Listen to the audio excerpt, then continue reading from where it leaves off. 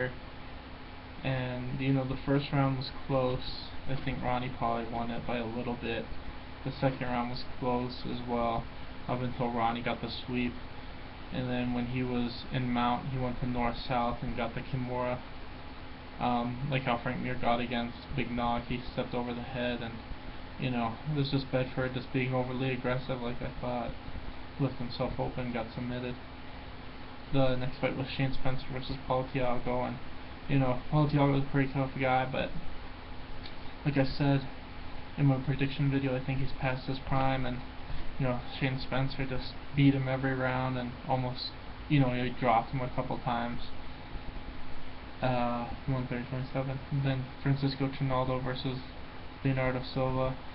I thought that Silva won the second, Trinaldo won the third. And the first was really close. The first could have went either way, but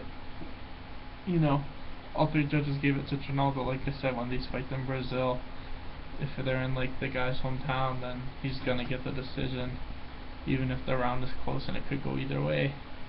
So good win for Trinaldo, but I thought it was a split decision that could have went either way. George Sullivan versus Igor.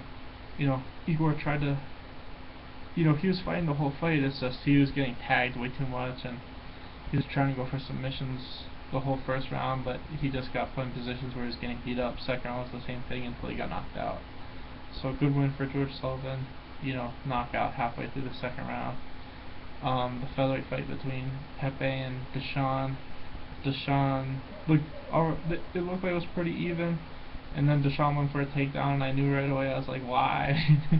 Why? You're a boxer and you're taking the jiu-jitsu guy to the ground, and first thing he went to the ground. Pepe got the triangle, sweeped him, and got the mounted triangle armbar. So Deshaun can't blame anyone but himself. If he had kept that fight standing, I think he would have won, but he decided to go for a takedown against a jiu-jitsu guy and got submitted. Next we got onto the main card. It was Yuri versus Russell Doan, and I did pick Yuri to win, but I didn't think he won. I thought the first two rounds could have went either way, and Russ clearly won the third. And in my opinion, when a guy wins a round, dominantly, and you get two rounds that are close, you'd give one guy each round, and I think Russ won it 2-1. I thought it should have been at least a split decision. But once again, freaking Brazilian fighters fighting in Brazil, they're gonna win every close round, which sucks, because I thought Russ probably should have got the decision. And then we had Santiago versus Wendell, and Santiago, both guys were throwing really fast punches. It's just Santiago landed the big shot first, and he got the knockout. It might have been, I don't think it was premature, because the way Wendell fell, his knees gave out and his eyes were closed like this. So even though he got back up right away, it looked like he was knocked out.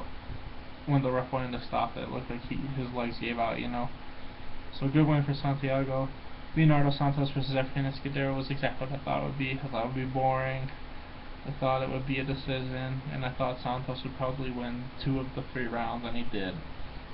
Nothing really happened in that fight. It was just Leonardo Santos got to take down the first round, held him down the whole round, and got to take down the third round, held him down the whole round. The co-main event, Tebow versus Piotr Holman.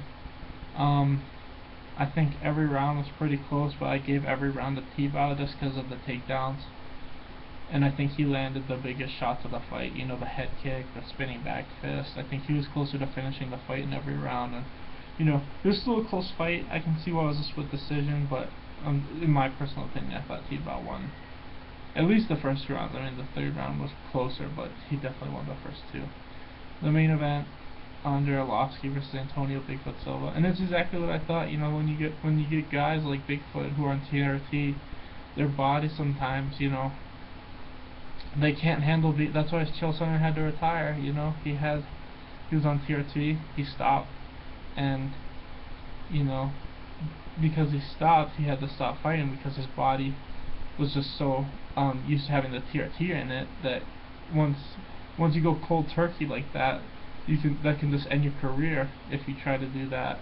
So, Bigfoot was on it, and he didn't look good in this fight. He was super, I mean, he's always been a slow guy, but this fight was like He's like moving a mile an hour. He looked like a slug.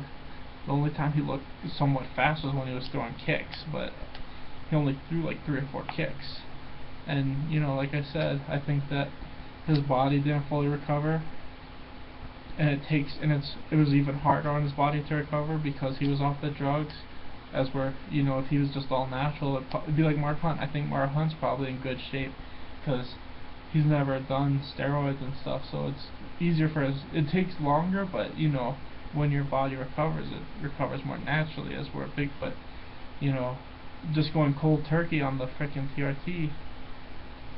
You know, I don't think his body was fully recovered going into this fight, and that's why he just looked he looked slower than he usually does. And it was a good win for Arlovski. You know, I like Arlovski. I don't really think Arlovski is a top 10 guy. I just think, you know, this was a good fight for him to. This was a fight for both guys. You know, either guy could have won this fight because Arlovski's pretty much at the end of his career, and Antonio Silva, you know, he just, like I said, I didn't think he would look good, and he didn't. Thanks for watching. I'll have my review up. I'll have my predictions up for Hunt versus Nelson in a little while. Please like and subscribe.